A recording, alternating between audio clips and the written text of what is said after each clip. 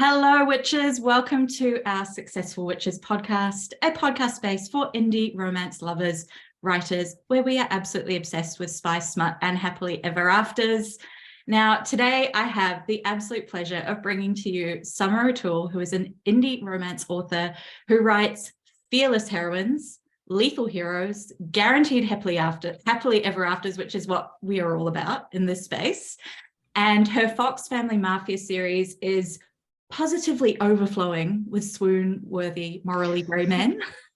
And also women who you would abso-fucking-lutely want on your side if shit ever went sideways. So it is just a glorious situation all round. So welcome, Summer. Thank you so much for coming on the podcast. Thank you for having me. I'm so excited. Oh, it's just absolutely delicious. And I feel especially just grateful to you to be able to come and spend time with us, because you are in the sort of whirlwind lead up to your book, which at the time that this episode goes live will be releasing tomorrow. So we are in the absolute final push of book going out in the world. You've got your ARC readers doing their thing, sharing all their reviews. I am so fucking hyped. I'm loving seeing all the hype go down. So yeah, I just want to say, I know that you have got a lot on your plate right now. So we are very, very grateful to have you here. Yeah, absolutely. Like I said earlier before we started recording, I have an amazing PA who really makes things run smoothly, mostly keeping me on track. It's a lot of just unorganized chaos at all times. And like I recently did the special edition book boxes and I forgot to include 2 of the art prints. And my PA was like, this is so painfully on brand that you would forget to send out 2 art prints in every single box. So thank God for her. Release week is gonna hopefully go smoothly.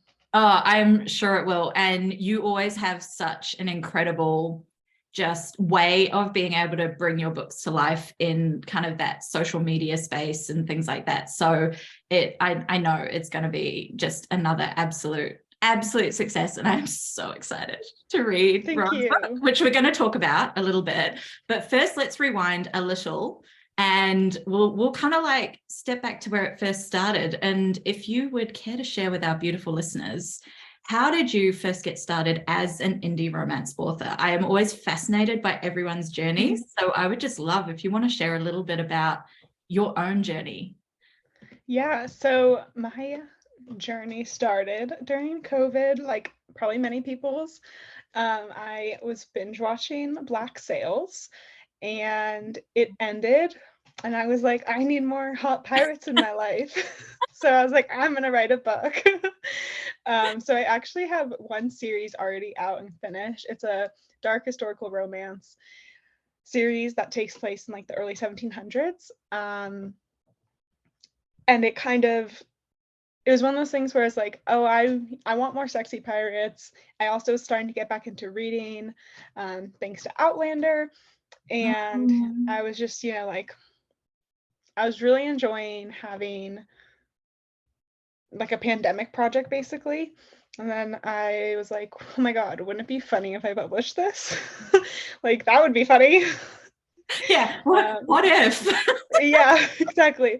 And I, just started watching some stuff on YouTube, reading some stuff, listening to some podcasts. And I was like, I've always, when I was little, I would say my dream job was to be a writer. But I quickly, abandoned that for more quote unquote realistic dreams. I was kind of seen as winning the lottery in terms of being able to make it as an author, and the way indie publishing has changed and become so accessible. It's crazy. I published my first book November 2021. And Make Me has been out for less than a year. I published that in November 2022. I'm like, what year is it now? Yeah, I know. It's where are we? When are we? Exactly. And now I'm like, this is what I do full time, which is just so amazing. I'm so grateful for the entire community that makes it possible for someone who can just be like, hey, wouldn't this be crazy if I did this? And then I just like didn't stop. Yeah, Living the fucking dream. Living the I, fucking dream. Honestly, I love it because it is that thing of, yeah, much like yourself, I was always kind of conditioned to believe that it was way too fucking hard. Only sort of the chosen ones got to actually hit. You had to have like fucking rainbow farts and unicorns coming out your ass to be a successful author. And now we have this incredible space between, you know, Bookstagram, Book Talk, social media. Just the accessibility of self-publishing has just, I totally agree with what you said. Like it's just exponentially become more and more easy to do so. And the support that's there for authors to be able to kind of do things themselves, but also find people to support them in your journey. I don't know, like, how did you kind of find it with things like coming across editors and designers? And, you know, I mean, that alone is huge, yeah. way more accessible than it ever was before. Yeah, absolutely. I kind of started by just looking at the copyright pages of books that I had enjoyed or I like their covers, asking around in some Facebook groups. And something that I find, which I feel is almost unique to indie publishing versus like any other industry, publishing or not, is like everyone is supporting everyone. There's very, very few people I see who are trying to like climb over each other's backs. And the people that I do see do that, like if there's somebody who makes a TikTok about, I recently saw one that was like, oh, why did you write a Peter Pan retelling? And it was because all the other ones sucked, and then like showed all the covers of the other books. And like that person obviously had never published a book yet. And hopefully they learned quickly that like bringing other people down isn't the way that you're going to get there. But it really does seem like rising tides lifts all boats. And for the most part, authors, especially in the romance community, because that's all I know, are just so happy to support each other, offer a helping hand, you know, give advice. So actually, I don't know if you know Kat Blackthorne. Yes. She's okay. So I found her actually on Fiverr, and she was one of my beta readers for my second book. And then we kind of, you know, got closer through Instagram or whatever. But she's somebody who I feel like our journeys have kind of run parallel. We both kind of had series take off around the same time, and having somebody, you know, there that I can ask questions, who's been doing it a little bit longer, and just in general, the support of everybody is really outstanding. Like everybody who reads and reviews my books and makes TikToks about them is doing it for free and like out of their own excitement, which I mean, you can't get better than that. Yeah. And it's testament to the characters and the world that you have created, because, you know, you have got a really passionate group of Fox fam supporters going on, myself included. And it just goes to show, I think, that anything that people used to say about self-publishing, you know, not being of a standard or whatever, is just complete bullshit, because we're now seeing how easily readers are able to exchange. If you love this, you're going to love this. If you love this, read more of this. And I mean, particularly in the romance reader community, it's a fucking voracious appetite for books, right? Yes. So you've got people devouring books in a single day, in a single sitting. So there is always room for more books at the table. Exactly. Yeah. I know the running joke is kind of like, my TBR is so long, I'm never going to get to the bottom of it. But honestly, if you've got people reading like hundreds of books a year easily, there is always room for more recommendations of, hey, if you love this, you're going to love my book. Yeah, exactly. It's not like buying a blender where you know you're gonna do your research and you're gonna pick just one. This is like people are just gonna hear a quote on TikTok, pick it up, don't read the blurb, or they liked the cover and they're just like rolling with it. So I also appreciate that, where even though the market may be like by definition saturated, the customers and the readers, like you said, are so voracious that you almost can't write fast enough. I was just thinking that it's like, Yeah. we're doing our best to get out as many books as we can in a year, you know, in terms of what our little fingers can type. Mm-hmm. But you know, and I'm sure, like, feel free to share a little bit about your creative process, because this is pretty much where I was going to dive into next. Is, you know, the ideas are there, right? Like the only real limitation for us as writers is how fast we can fucking write. Yes. And like what our brain will like allow. Like I definitely hit certain points. I call it I just want to curl up in a ball and cry phase of my deadlines, where like the brain is like full of mush and you're like, I have words, but they're just like not coming out in a way that makes sense. Definitely learned a lot this year about what is a realistic publishing schedule, and it's not this, at least for me. But overall, I think I missed the question. What was the question? Oh, I was basically just rambling about how the creativity is there, but you know, we're probably only hampered by how quickly we can actually write the damn book, and then you know, edit and then review and all of the things. So just on that for a second. So your first one, so Make Me the first one in the Fox Fam series. Do you say that was November 2022 that came out? Yes. Yeah. And then since then you've had Finn's book, which was the second in the series. And we are literally tomorrow about to get blessed with Roan's book, which is book 3 in the series. So that is an incredibly packed schedule as an author. Like, yeah.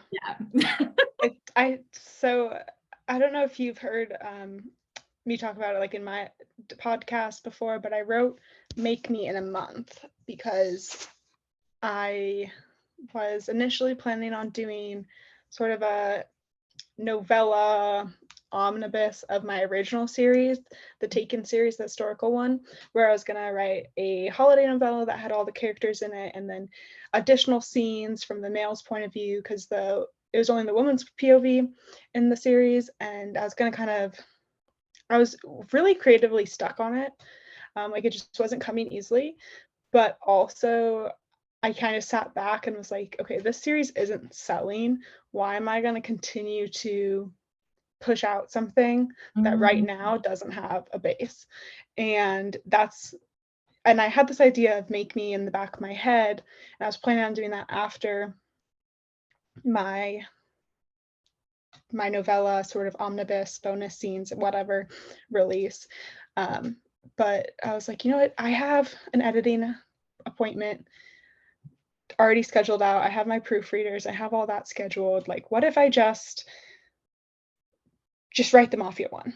And I had a month once from when I decided I was going to make that switch, and I was able to do it, and I definitely wouldn't recommend it, but I was able to do it. So I was like, oh great, if I can write a book in a month, I can write one in 2 months. I can write one in 3 months. And then I definitely have underestimated how much sort of break I would need in between books and all the other stuff that you get busy with once you finish the book. So all of that combined definitely leaves me for a really packed schedule. Like Hate Me and Keep Me kind of ended up, the bulk of them again ended up being written in about a month or 6 weeks. So a part of it's probably I'm just a procrastinator. Part of it is probably like just, you know, everything else that's going on. And then it does sometimes take a while for those ideas to really like start piecing together. Yeah, 100%. And I think I'm probably a little bit similar to you in that sense, that I probably write the bulk 90% plus of my book within about 6 weeks. It's sort of that 4 to 6 weeks crunch time is when the majority of it comes together, and then the rest of the time is really just any kind of additional editing, feedback, kind of that process. And I really resonate with what you were saying about having things like your editing, say, time booked in a schedule. And that's what gives you kind of the, okay, I know I have to have this thing done by this date to be able to send to an editor, because that is a very real part of being an indie romance author, right? That you have to consider things like booking your editor quite a long way in advance, because these people get really busy. Like they, much like a writer, there is only so much you can edit in a certain amount of time. You've got literally 100,000 word plus books that you're needing to go through.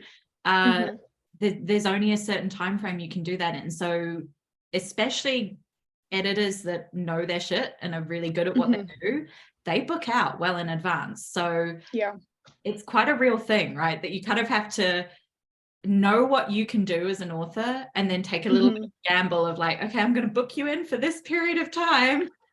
And we've just got to fucking go. Yeah, exactly. That's what happened with the series. I finished Make Me, and I was like, okay, I did that in a month. 2 months should be a breeze, and then just scheduled like the next 3 books out, which gave me at least it gives me you a structure, like a timeline to work towards instead of just open-endedly. I find that as well. I work well on that kind of thing. I know for some people it's like a living nightmare to have that kind of thing in place, deadline in place. So I'm curious, actually, on that note, are you a plotter with your books, or are you a pantser? So I think I'm a both. I definitely can't go into it, not really knowing anything. I try to have, for the most part, like the main beats planned out, but then once I get to the scene, that's kind of when the pantsing happens. So, like, for example, for Hate Me, that whole book came from this idea for a scene I had, which was in chapter like 2 and 3, where Finn is interrogating Effie by like edging her. And I had this idea. Holy fucking shit, by the way. Torture. Yeah, poor Effie. She didn't know whether to call it torture or not. Poor Effie. God fucking damn you, woman. Yeah. Yeah, so I had this idea, and I was like, basically wrote the entire plot around it. So I was like, okay, who's the girl gonna be? Why is he using this as the interrogation method? Like, what information is he trying to get? And then from there, you just kind of find reasons for that scene to happen. I guess. Yeah, we kind of reverse engineer like why the scene has come about. Yeah, exactly. Beautifully done, by the way. Thank you. I'm sure it was terribly hard work to have to write those two, as with Daddy Cash and Harlow as well. I can't remember when I must have picked up Make Me. I think it was not long after it had come out. That book just was such a delight. Daddy Cash is absolutely right up there in the top tier of morally grey mafia men who we love to swoon over. So you were saying with the Mafia series that came to you, did sort of the series come to you, or was it the character that kind of came first and then everything else sort of flowed from there? It's usually a character or scene. So first what happened, actually, I think it was really inspired by like Peaky Blinders and The Blacklist. I loved both like Thomas Shelby and Ray Remington's like quiet violentness, and like they were so dangerous but also still lighthearted. More Raymond Reddington at the same time, like just being able to like look a gun like down the barrel and laugh and then say something like really quippy. And I just kind of loved that sort of,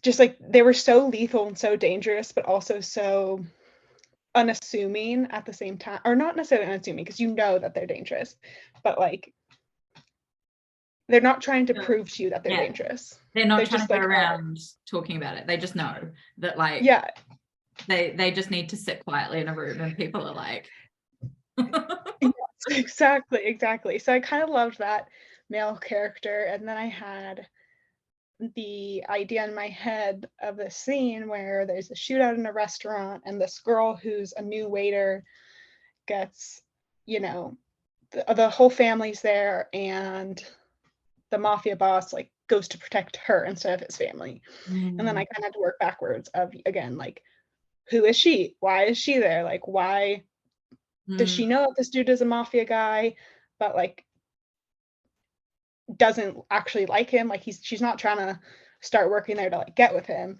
You know, there was the enemies to lovers aspect, and it just was I guess it just pieces together. So then I was like, why is she there? Okay, maybe she thinks he killed her best friend. And if she actually didn't kill his best friend, then like how is he being set up? And then we get the tattoo, and it really just kind of snowballs. But overall, I'd say I'm like a big picture plotter, and sometimes I'll just have like instead of like a scene and detailing out what happens, I'll think about the like mechanism that needs to happen or the purpose of that scene, whether it's they need to get closer or they need to continue to like grow animosity. And then I kind of fly by the seat of my pants on what is the actual thing that happens to do that. Yeah, and I think that book is like such a great example of that, because I loved as well how those two characters, so Cash and Harlow, like I loved how he's kind of the quiet, like you say, he's got the quiet power about him, but he's absolutely fucking unhinged in the most delicious way, right? Because he's head of the fucking like Irish mob, like basically.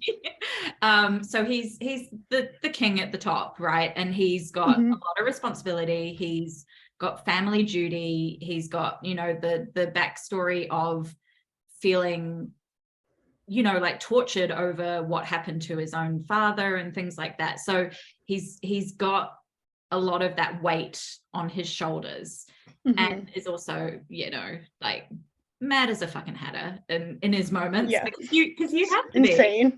You have to be. And then you've got Harlow, who, as you say, is trying to figure out what happened with her best friend being murdered in front of her. She, you know, for anyone who isn't familiar with the story, all she remembers seeing is like the tattoo on the hand that is very distinctive. And lo and behold, Daddy Cash has this tattoo. So she tries to convince the local police inspector. I don't know what is the kind of thing, detective? I don't know. Yes, detective. Yeah, detective. I was like, what is the word I'm looking for here? And he says, look, no, the guy's got a solid alibi, yada yada yada. So Harlow goes full, I am going to detective the shit out of this mode. And I love that Harlow actually is just as fucking unhinged as Cash. I know, she gets a lot of flack for not being like super streetwise, and I'm like, well, she never needed to be streetwise before, so she's just like throwing herself in the deep end and she is just as crazy, but in she's like treading water. Yeah.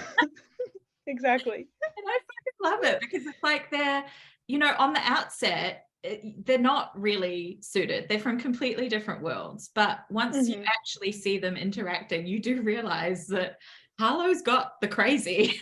It's got the crazy, and they're just such a fucking fantastic pairing, because she brings out stuff in him, he brings out stuff in her, and I just love the fact that she, you know, basically just, as you say, is like not streetwise in terms of like trying to become Detective Harlow, and literally Cash is like knows from the minute she starts trying to like stalk him.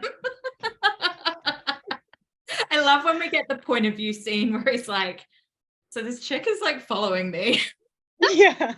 She thinks I don't know, but Yeah. let's play along with it.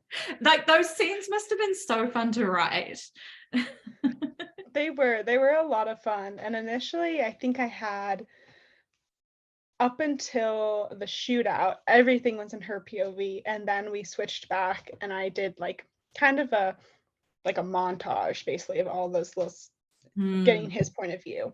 And my alpha readers had suggested, what if we like mix them in? It feels kind of too sudden, and then also when the shooting happens, we want to know what happens right after. We don't want to go back another month. So it was really fun though to like sprinkle those in and see the other person from their eyes and kind of be in Harlow's like terror, and she's like hiding in her room with a knife, and he's like, damn, she was cute. Like just having like being in her head and then bouncing to his where he is just like heart eyes and like, oh, this is fun. Like, who is she? Like he's literally like the heart eyes emoji, and Harlow's convinced that he's like this mass murderer. Exactly, yeah. And like he is kind of a mass murderer, but not her murderer that she's looking for.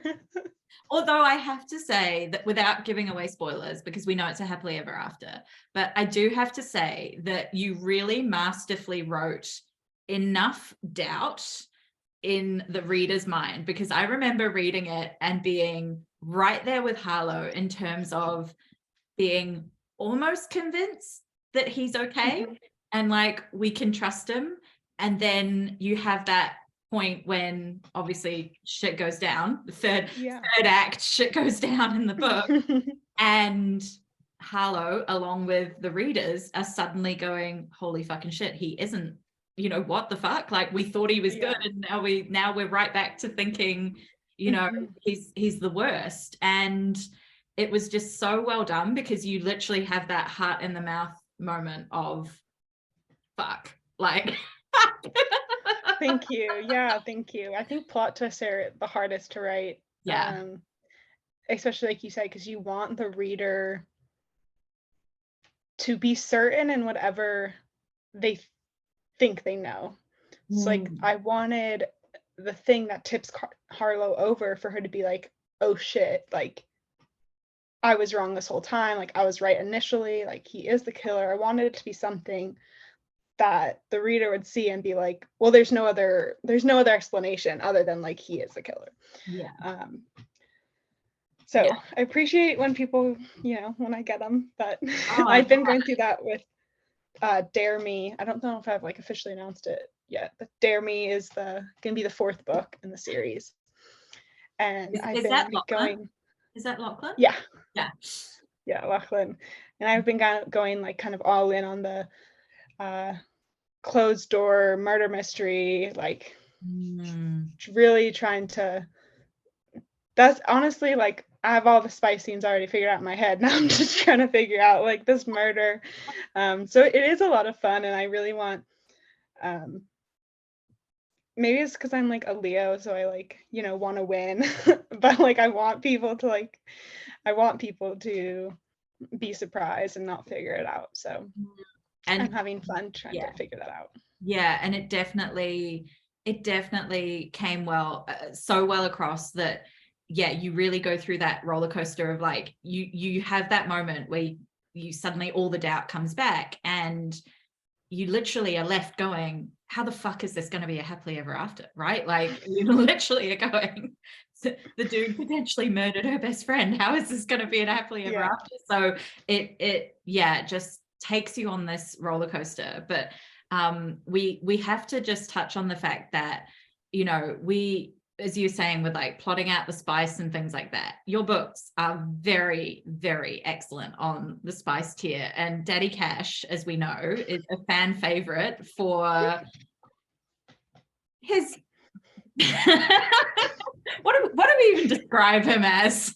his daddy energy. I had a lot of fun with him because my first series, it's actually funny, I've been looking back on it, and the first thing I wrote that was like kind of spicy-ish was in my first book, and I remember just feeling so scandalized, and it's like a knife to the throat moment, and she like feels his erection. She doesn't even call it that. Like she was just like, oh, and then like, what's that? Like he must be feeling whatever I'm feeling. And I just remember being like, oh my God. Like, I know, and they got progressively spicy from there. I think also I got much more into dark romance and was reading things that were just like totally bonkers. But when I started Make Me, I just really like no holds bar, like went balls to the wall, like everything I was just shoving in there. A lot of my alpha readers were Cash initially was like much more simpy. And they were like, you gotta make him meaner, like you gotta keep the degradation going. And it turns into something that Harlow likes, but because just, he is completely smitten kitten, right? Like right from day one. You know, we know from all of those beautiful point of view scenes that you've woven in at the start that we know he's like already gone for her, like from the minute he lays eyes on her, pretty much. So when we do get to the bedroom antics where he is into the degradation and she's confused but loving it, at first, and going, why am I loving this? Yes. All of us when we start reading dark romance. Yeah, it's pretty much every single one of us are like, why am I loving this? Yes. But you know, we already have seen how much he cares for her and what he considers her. And I mean, like, don't even get me started on the Gaelic pet name situation we've got going on. I'm really happy that one snuck in there. Yeah. So I'm going to assume as well a little bit from the O'Toole like name that like have we got a bit of like Irish Gaelic influence in your own life experience? So I don't have any Irish or Gaelic personal experience, but my family is very Irish American. O'Toole is my mother's maiden name, so I have a big family of O'Tooles. My mom on my dad's side, her last name was Boyle, Patricia Boyle. So I have a Claudia that I never take off because actually it can't come off anymore. I got it after she passed in like high school and I left it on, and then I grew more than I had when I was in high school, and now it doesn't come off. But that shit's there permanently. Yeah, I know. I'm like, someday I'm gonna have to like get it cut off or something, but right now my circulation is fine. We're good. But yeah, I've always been very drawn to and had an affinity for Ireland, Great Britain. I thought I wanted to go to like university there. When I was in high school, I did like a study abroad program at Oxford to kind of, see what it was like. I ended up not going to school there, which I think was the right choice, but I still just have such like an affinity and a draw to that. Maybe it's like wanting to seek out heritage, but it definitely just made sense to have them Irish. And another part of it honestly was like, I'm not Italian American. Like if I was to write a mafia man, there would have to be a lot of research and just getting like nuanced things down to the food and the way they speak and the different like hierarchies. And that's also another reason why I have it as like the Fox Family Crime Syndicate, not like the Irish mob. And people call it the Irish mob and the Irish mafia, and even I'll call it like a mafia story just because it's easier than being like Fox Family Crime Syndicate and it's like this whole thing. But I liked the freedom that came with it being like just a criminal family and being able to set my own rules. Yeah, and correct me if I'm wrong, but they're Irish, right? Like they're not. They're Irish American, actually. Yeah. The mom is from Ireland, Yeah. but the dad was Irish American, That's right. and Yeah. all the boys are Irish American. Yeah, that's right. But they're very yeah, we've got the heavy influence there, and as we say, we've got the pet names, which are absolutely just We'll have an Irish pet name come back in book 4, which I'm really excited about. don't even. Oh, it's so, like, honestly, they are just delicious men. So we do need to make sure that we give due course to Roan, who we've met in the other books so far, but I feel like I already know that, like, I think we were talking in the DMs as we were planning this episode together, and hashtag ruin me Rowan is like just the vibe of this book coming out. Yeah. Can you set a bit of the scene for what we are to expect with Rowan's story? Yeah. So I just like control my heart rate. Yeah, so Roan was actually the hardest character for me to write. Pretty much all of my other characters had dropped into my head, fully formed, like I knew them inside and out when I started writing them. So it was really easy to be inside their head. And Roan had always been this sort of like elusive character to me.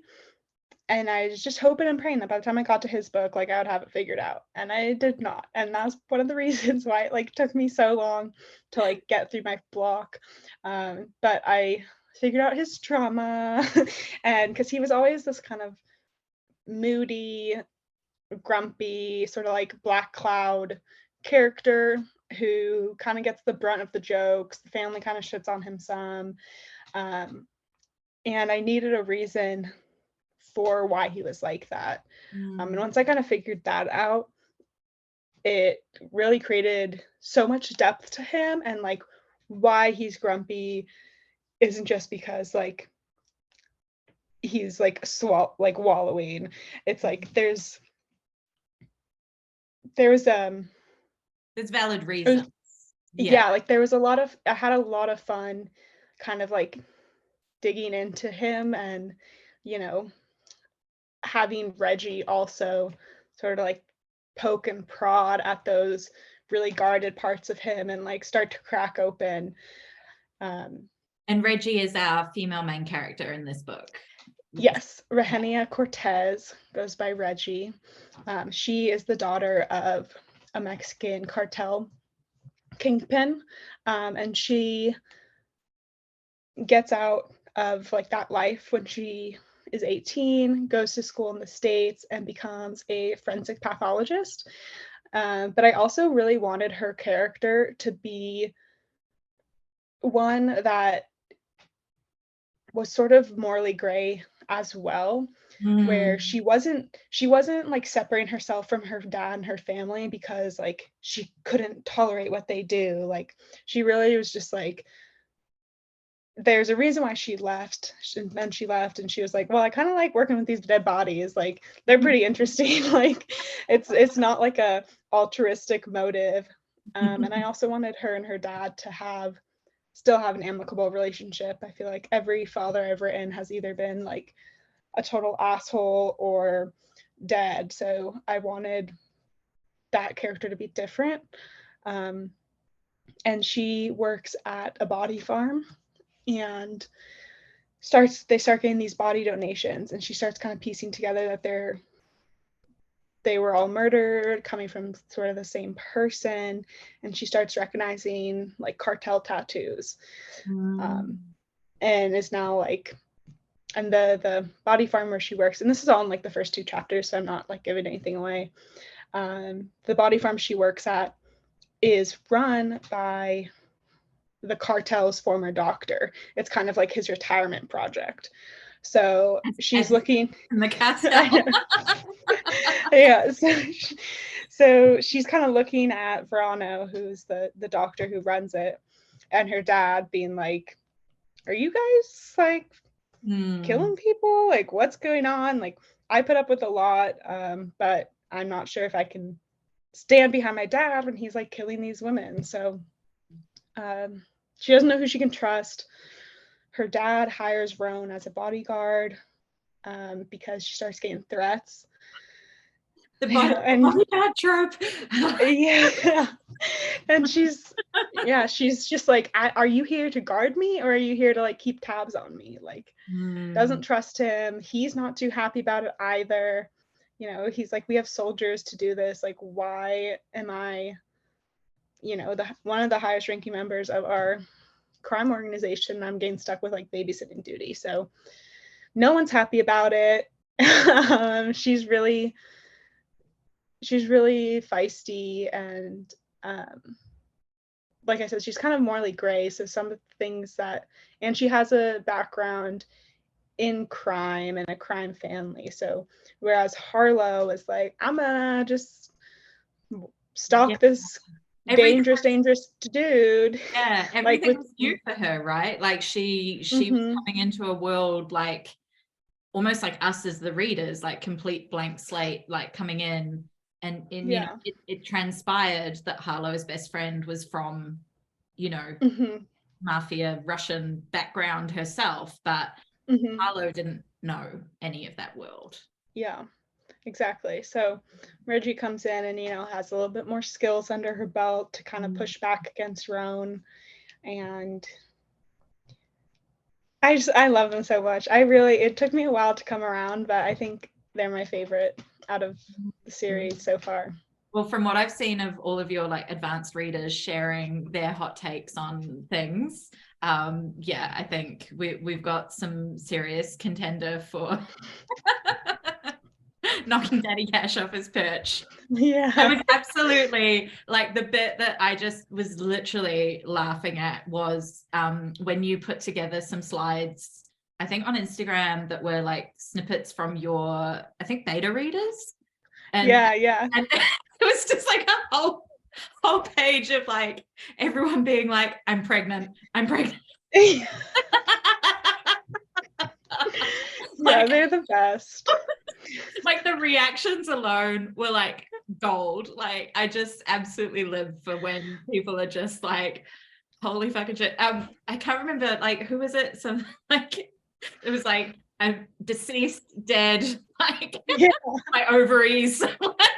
Yeah, exactly. I think Malika at one point wrote like a newspaper headline that was like, African-American woman found deceased, like in her apartment from like, so they're great. They definitely make the critical comments are obviously needed and so important, and always make the book better, but also having those sort of jokes come in at the same time is always makes the writing process really nice. Because that's kind of the whole part of that beta feedback process, right? Is like, as much as we're asking for genuine, you know, kind of feedback, like tell us what's not working, like tell us what feels off or sounds off or it doesn't make sense or whatever. As much as we're asking for that, we're also getting that real-time reaction and seeing people's response as they're going through is just as valid, because then we can know when we've hit those moments and hit those notes, like, you know, that fuck yes, like the tension snaps between the characters, or like it's the excitement of like, oh my fucking god, this like, you know, is so good, and that's just as valid in terms of feedback, right? Because otherwise we have no idea how people are enjoying our books unless they come and tell us. Yeah, exactly. You know, you're just putting something out in the world and hoping that people are going to enjoy this journey that you take them on. So yeah, I totally agree. And it just, yeah, I find it makes the process of writing so much more, you know, not that it's not enjoyable, but it's a solo process for a lot of the time, right? Yeah, I've been, since Make Me, actually, I have only had alpha readers because my crazy deadlines have not made any room for beta reading. So it really is, it really is like real time. Like they're reading the chapter after I write it and getting that immediate feedback, and it just is a really fun collaborative process. And having people that like you can share these characters with before it releases. Like I think that's one of the biggest reasons why I don't want to go trad, is because I can't sit on a book for like 8 months. Like it would eat me alive. Like keeping secrets about your own characters, like no thank you. I know, like I want to tell everyone about them. Like as soon as I write it, I want people to read it. As soon as I've got the fucking idea, I want to tell it. Yeah, my PA always jokes that like I can't sit on anything for long. Like I always end up doing it early. Like I always release arcs earlier because I finish formatting it and I'm like, well, I could just send it out now. I'm just gonna send it out now. And I recently started a Patreon, and we joke that the Patreon is like the perfect outlet for me to have, like, to break my surprises, because that's such a good point. I can drop it there early. And like when I was writing Keep Me, I every few days, if I wrote a line that I was like, oh, that was pretty good, like I would share it in there. So like way before the book was even finished, I was kind of sharing small teasers. And anytime I get, the cover, instead of having to sit on it into the cover reveal, I can like drop it into Patreon, and it really feeds my lack of impulse control.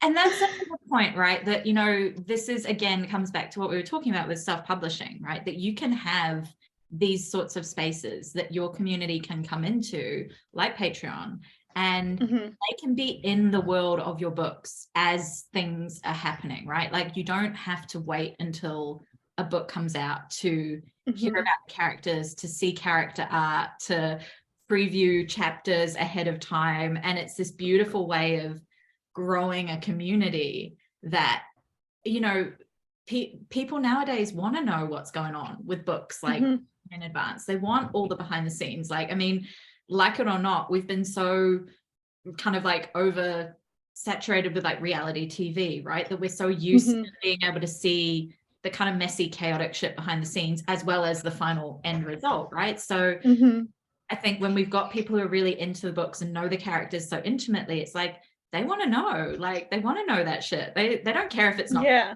It's like yeah, exactly. And it also, I feel like, as long as you're feeling confident about your writing, it comes easier. If you're like second guessing every word you put down, that's kind of when, like your flows get blocked, your confidence goes down. And having sort of that platform to be able to share and like continue to be reminded how many people love these characters, and like my like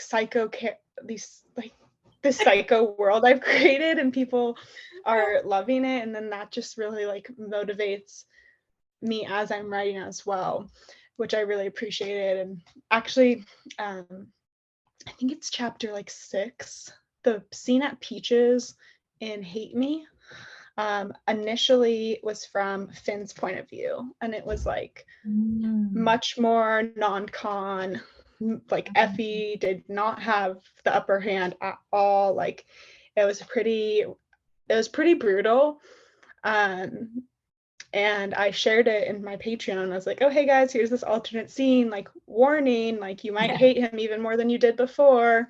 And they were all like, oh, I love Finn, like this is so great. And I was like, you guys are my people. Like I was sharing it being like, okay, they're gonna like now hate Finn because this was really rough. But they were just like, he's so hot. Or like I shared the first 2 chapters of Keep Me there early, and the first chapter in Roan's point of view is very cold. He's an asshole, and they were all like, he's such an asshole, I love it. It kind of is that nice reassurance that you need, that you're headed the right direction. That it's your people, right? Like that it's, and I think that's the trust we build with our readers as well, that they know that they can trust that you can write this scene where they come across as this unhinged asshole, and yet that in the book they are going to go on a journey. They're going to be redeemed in some way, shape or form, or multiple ways. And they are also going to have their happily ever after. And it's that trust of, if there's at least one character that loves them by the end of this book, then we as readers are going to learn to love them as well, no matter how they start out. Because it's that's part of, I guess, the beauty of these books, right? Is that we're not trying to write characters that we love right from the word go. We're trying to take people on a journey that makes them feel something along the way. And whether that is genuinely being like, you're a dick, but I fucking love it. Like, yeah. It's so good. And yeah, I think I know what you mean about that scene.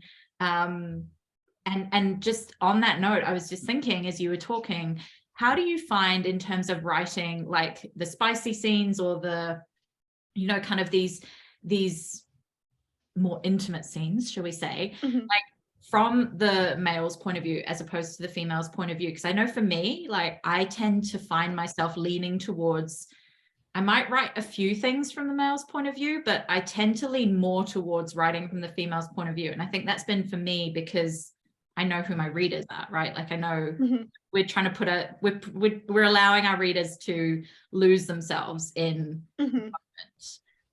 So I don't know, is that something that you ever think about? Like, I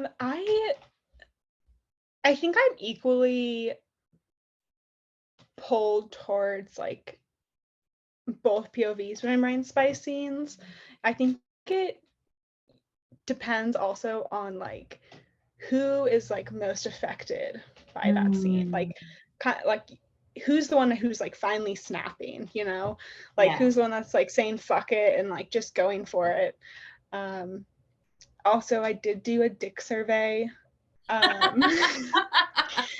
I've please elaborate for yes. I've been in a relationship with a woman for 7+ years, so my dick history is, you know, like quickly fading memories. So I made a survey called too much punani, not enough dick ronnie, or like something stupid like that. And I had my friends send it to their husbands, and you know, they were like, does the tingling really start in the spine? Like, how does like a blowjob versus like vaginal intercourse feel? And honestly, that was so helpful. Like, just like small things that you wouldn't think of that are very different than the woman's experience, because it creates, you know, a stark difference in the reader's experience when, you know, it's when the bodily experiences that are being described are so different. I think also the guy's internal dialogue tends to be much more like primitive and like a visceral sort of like the point. Literally. Yeah, they're just like yes. And the girl can be a little more like our souls are joining, and I think each of them like serve their purpose and can be really fun. Yeah. Oh, I love that. And it's and this is the sort of thing as well that I think it's really important for almost like readers to know and understand that, you know, it's not just sitting down and writing smut. Like there is genuinely a whole process that goes into figuring out, you know, how we're going to sort of set the scene for things, like you say, the emotional stuff behind the scenes as well. And I think this is something that I personally know with like the books that I love and I connect with the most, is that yes, we're absolutely about the spice and the smart, but I gotta have plot. Like, you know, I can read erotica, but I will feel like next to nothing, as opposed to give me like a tension fucking filled slow burn like between two characters who finally snap after like, you know, 50% of the book, and that is like yeah, exactly. It's definitely one of those things that starts out as like this fun crazy idea, and then towards the end of the book they're no longer just, you know, like fucking for release, like they're fucking because they're like meant to be, and like they love each other so much, and having that transition is really fun. But also trying to like writing a lot of dub-con and non-con, trying to figure out how can I redeem this person? They do something in the real world that's irredeemable, and how is that then going to color the rest of not just like their relationship, but their sex lives after that, and you know what kind of needs to happen for the woman to feel like she, you know, is an equal part in this. And I definitely thought everyone was gonna hate Finn. Like I was so worried that like and some people even are like, did he do enough to like grovel? And well, because Finn's story is also, it's a second chance romance, isn't it? So we've got like layers to it of not only Finn being an asshole like this time around, but we've got the historical Finn being an asshole as well. And like Effie wasn't innocent. Like Effie really fucked up a lot too. And everyone's like, what did like Finn? And I'm like, Effie. Yeah. Come on. So it's definitely like I don't know if I've said it on this podcast, but like any author says, like your books aren't gonna be for anyone. Or not gonna be for everyone. And some people are like gonna find those things irredeemable. Like my favorite series of all time is The Royals of Forsyth, and they're like the first 2.5 or like 1.5 books of each like 3-book trilogy are like pretty much straight up non-con. And it's like and they're like fat books, like 600 pages, and you're like, these people are so bad and like so evil to her, like how are they ever going to be redeemed? And then by the end you're like, how was I ever doubting their love for her? And I think like being able to create a redemption arc that really like hits the person where they believe it, not just the character, is I think my favorite part. And such a testament to understanding your craft, like getting into the dark romance kind of genre, right? That it is understanding that you're dealing with subjects that are not for everyone and that are going to be potentially triggering, but like in the most beautiful way, because that's ultimately what we're doing, right? Is like we're giving people a space to explore things that are not okay in the real world, and we totally appreciate that. Like this is why we have content warnings like all over the place. Like, this is not an accurate description of anything. And this like, is nothing about this is healthy. Like this is extremely toxic, I know. But please enjoy. It's like Daddy Cash is like choking and like spitting in her mouth, and I'm like, why am I enjoying this? Why am I enjoying this? So I just have to say thank you for bringing the Fox fam to us all, and thank you for writing such deliciously morally grey men that we can enjoy, and feisty fucking women who we can also enjoy, because we love a female main character who can like give as good as she gets, you know, within the series. So while I could absolutely sit here and pester you about these books the entire day, please let everyone know, where can they find you? Where can they stalk you? Where can they get hold of all of the series, let alone Roan's book coming out tomorrow, if you're listening to this as it goes live, and also Patreon as well.